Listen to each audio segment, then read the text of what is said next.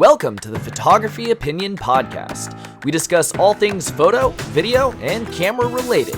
I'm Ben Lucas. And I'm Stuart Marlantis. And this is Photo Op.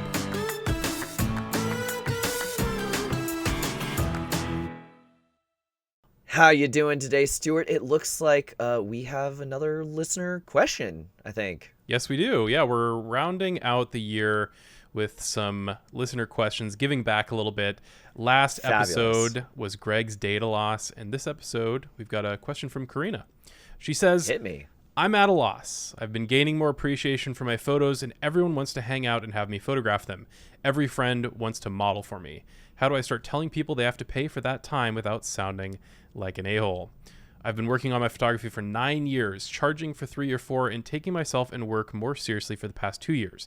My work has gotten considerably better over the past year since I've upgraded my camera. Photography right now is my main source of income. I'm just not sure how to tell them. First off, thank you for the question, Karina. That's a tough situation. Okay, so I've seen your photography. You've been doing it for 9 years. That's pretty much, like, I would say you're pretty much on the same level as I am then. It's pretty darn close.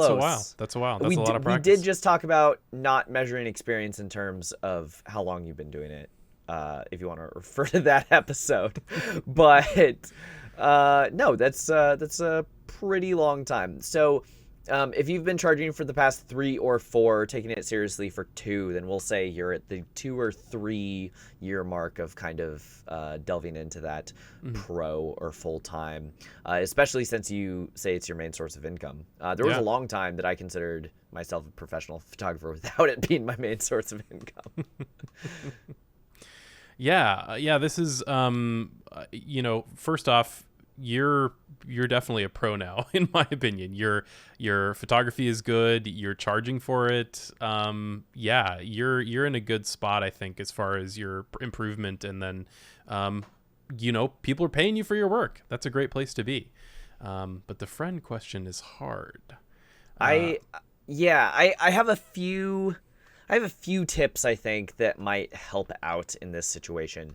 So one is going to catch people really off guard and just, no, thank you. Yeah. And they're going to be like, what? But I am beautiful. You want to take my photo. No, thank you. I'm good. Not really.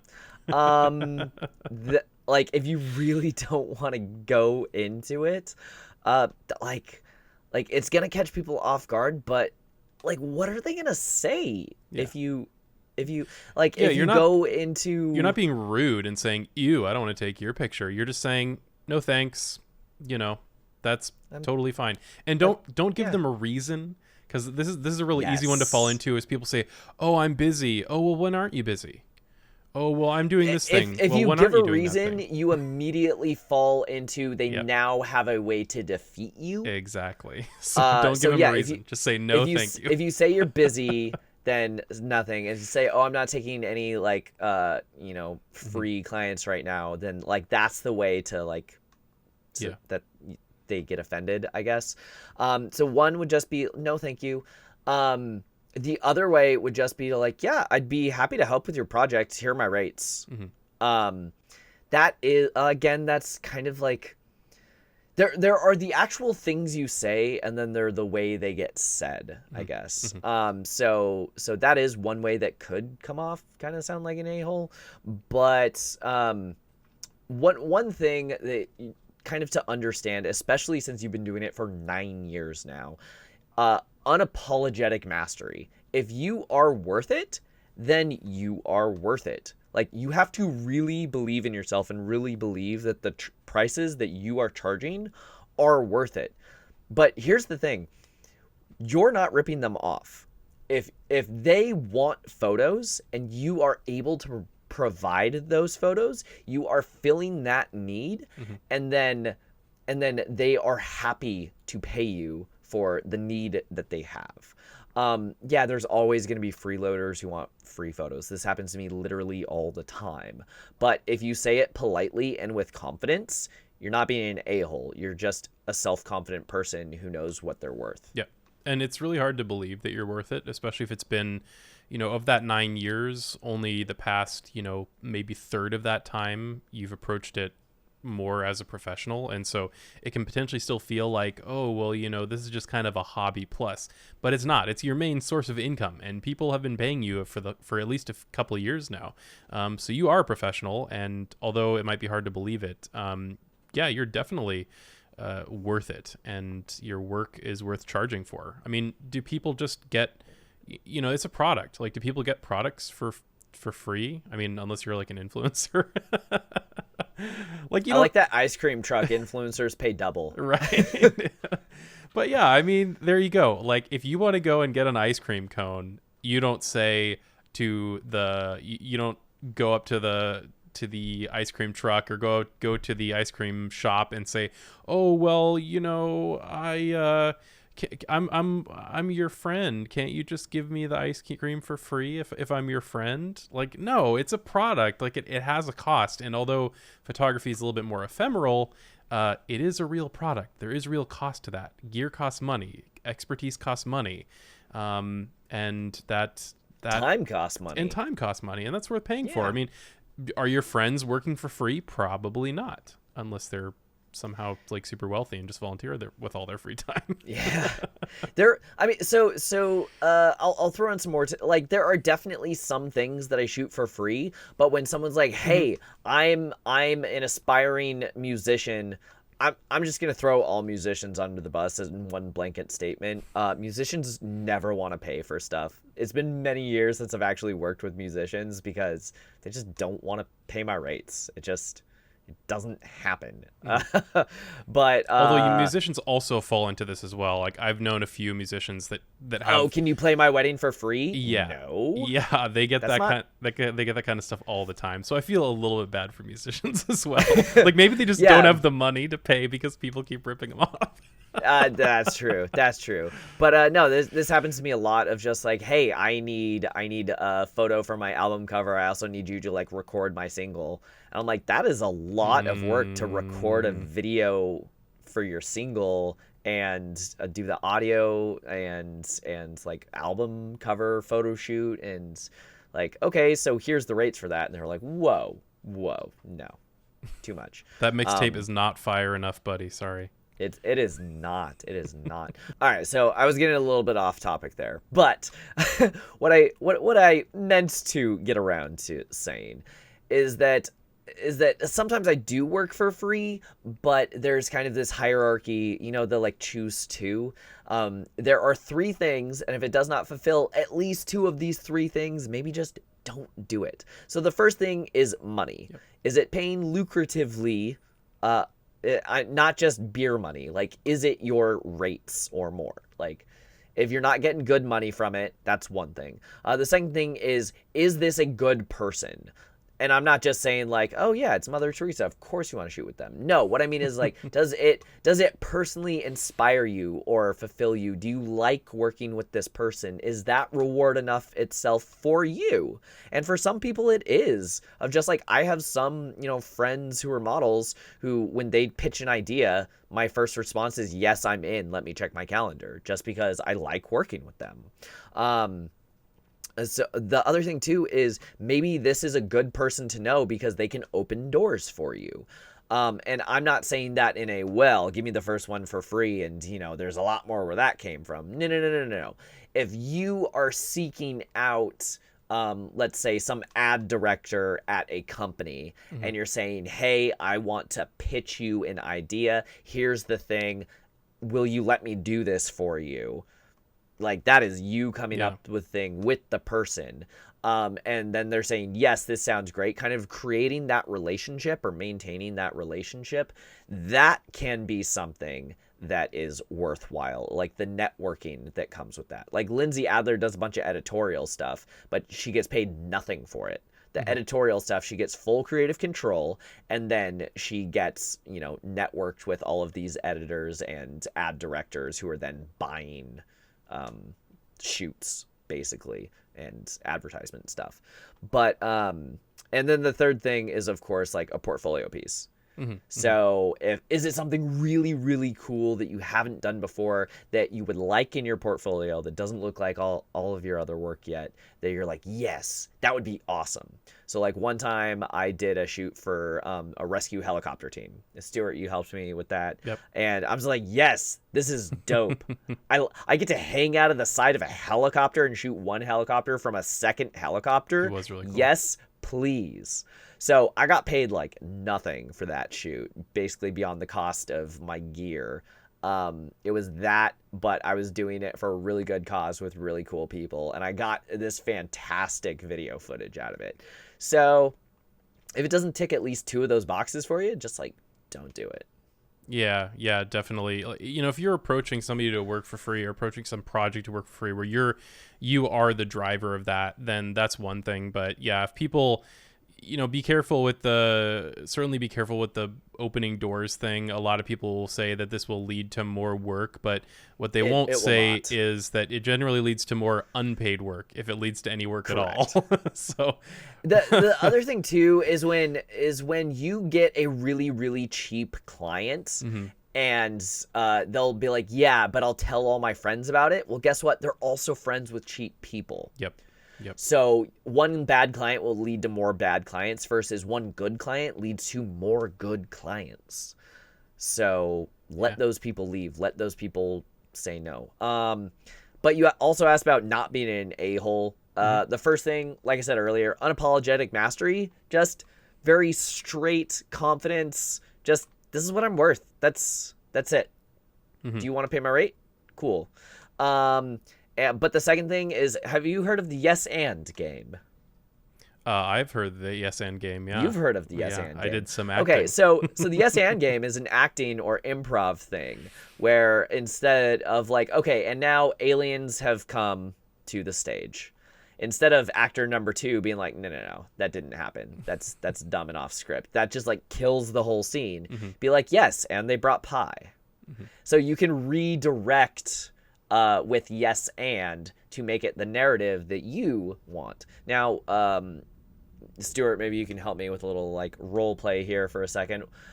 We can talk about kind of how you can use the yes and to do those horrible questions. Certainly. So go ahead and ask me to work for free. Hey, I was thinking that you could do a little shoot for me. Yeah, I'd be happy to do that. Here are my rates. So that's one way. That's one way of yes anding. I mean that's the simplest way of yes anding. Exactly. It's that simple. It can be that simple, but you can almost yes and every objection. Yeah. To the point where when people the objection that I just had, like, oh, I didn't know I have to pay for it. Yes, you do have to pay for it, and you do have I need to pay my bills. But here's the other thing: like when people, when they say don't be an a-hole, of like, I think it's the people who come back with like, yeah, I have bills too. I think that's the a-hole move because literally no one cares. Yeah, that is super callous to say, but no one cares that you have bills. I also noticed you have the new iPhone, buddy. Yeah, exactly. Yeah, when people say, like, "Oh, I thought it was free," you can say, don't say yes to that. Well, rather than shutting it down, you can say, "Yes, you have to pay for it, but like here is the benefit and the value that you get from that. Like, look at the quality of this versus the people who are free. This is reasonable people and clients that you want to serve." Are going to, you know, a lot of people are just uneducated, right? And photography is super devalued, and that's unfortunate. And sometimes it's just, you might expect a confrontation, but people, at least a lot of people, can be very reasonable and just be like, oh yeah, I didn't think about it that way. And it can be a much nicer, much friendlier experience than you might expect. So don't just if you go in expecting that every interaction with potential clients is going to be a fight to get their money, then they're going to pick up on that. Like, you're going to put off some vibes that you're just like digging your heels in, ready to fight. And so you just need to relax a little bit. Like, not everybody is going to fight you. Yeah, some people are, and that's unfortunate. But you just need to, unfortunately, you just need to get into the mind space of like, that's going to happen and I'm going to be okay with that and let that go away. Because the clients that are worth it are going to be a breeze to work with comparatively. It's really not a reflection on you. If people do get angry with you and you have to just be very firm and say, no, I'm not going to work for free. That's just unfortunate, but those clients aren't worth your time, and that's okay. More what I mean by the yes and is when you say no, it's exactly like you said. It's the digging in of the heels that leads to this confrontation. And I can only think of one wedding client in recent memory at all where I've actually had to tell them no. Most wedding clients, someone will say, oh, hey, can I also get that? Yes, you can. This is how much it costs. Oh, but I was really thinking like it was a gift. I appreciate that. That you're paying for my time and expertise, and well, I can just print this at Costco. You could certainly, but if you want it, all the retouching is included, and if you want this and that, I print on museum quality, and it won't fade, and it'll be good for 150 years. And then people are like, oh wow, there are ways that you can kind of like you said, it's the client education. There are ways that you can kind of yes and of that's what you're talking about. Now let me talk about my thing, where you can kind of change the conversation to make it the way that they kind of bringing them back to reasonable. If you have to get to no, that will not happen. Like I said, I had a client recently where I had to do this with, and they were like, yeah, but you told us it would be 2 weeks. I'm like, yes, but you were also, I had to fly out of state to shoot your wedding. And now that I'm back, I just finished getting the plumbing done so I have hot water and take a shower. I'm editing your photos literally right now. And they're like, okay, but we get everything for free, like the album and stuff, right? I'm like, you mean the one that I sell for over $2,000? No. There's no way to yes and this. You are being a nightmare. Please leave. There are some people that you just have to do that with, but for the most part, yes and gets you what you want. Yeah, I mean, and not to sound like too much of a jerk, but kind of what you're saying is a client has a perception of what this thing is in their head, and you are adjusting that perception. Like, people think, like with the Costco print scenario, like they are picturing a cheap print.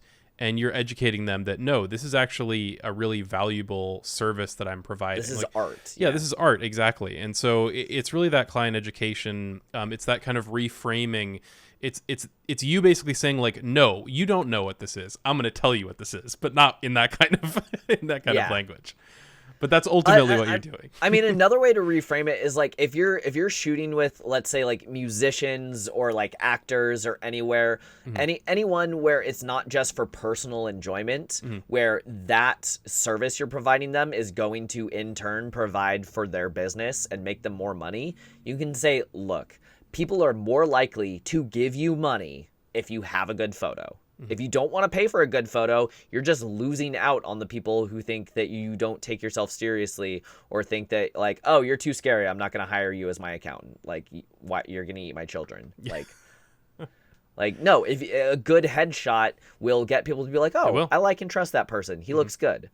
And there is value to that people can Huge understand value. in terms of the money return. So if you're not doing just straight up family portraits and you're doing, those kind of more commercial type things, like there are things that you can just straight up be like, this is worth money to you.